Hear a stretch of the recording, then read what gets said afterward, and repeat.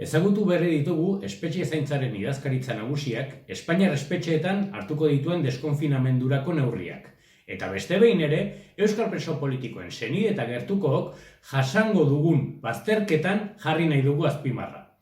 Urrunketa eta dispertsioa pairatu ditugu hamarkada luzez. Eta oraingoan ere, azkenak izango gara gure senideak bisitatzen.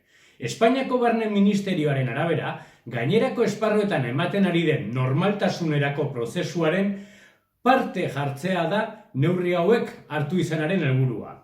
Zehaztutakoaren arabera, Euskal Herriko eta Espainiako kartzeletako presoen komunikazio eta irteteko baimenak berreskuratuko dira. Baina aipatzen dituzten komunikazio arrunt horiek, lokutorioen bidezkoak zein presoen irtera baimenak, deseskaladan lehenengo eta bigarrengo fasean dauden lurraldeetako espetxeetan baimenduko dira soilik. Horrez gain, espetxeak hartzen duen probintzia beretik abiatu ahalko dira soilik, senide, lagun edo abokatuak bisita egitera. Alegia, ez da aurrera pausorik euskal preso politiko eta beren senideentzako. Ezin izango dugu besteak beste Andaluzia edo Levante aldera bidaiatu. Orotara, 225 euskal presoetatik 3 besterik ez daude Euskal Herriko espetxeetan.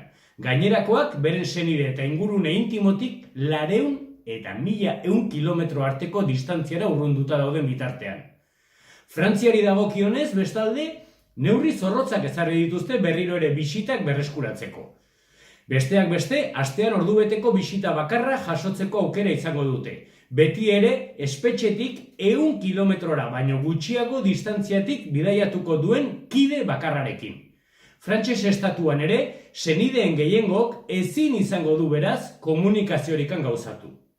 Berriro diogu, euskal preso politikoek eta beren senideek urteetan pairatutako espetxe politika ankerrak are bortitzagoa bilakatu dira orain. Pandemia garaian. Jakin badakigu gora berak izan daitezkeela datozen hilabeteetan. Senide, adindu, zein gazteenak kolpatuz bereziki. Eta gerta daitekeena aurrean ozen eskatzen dugu presoak lehen Euskal Herrira gerturatzea. Ezin dugu gehiago itxaron, etxean eta bizirik nahi ditugu.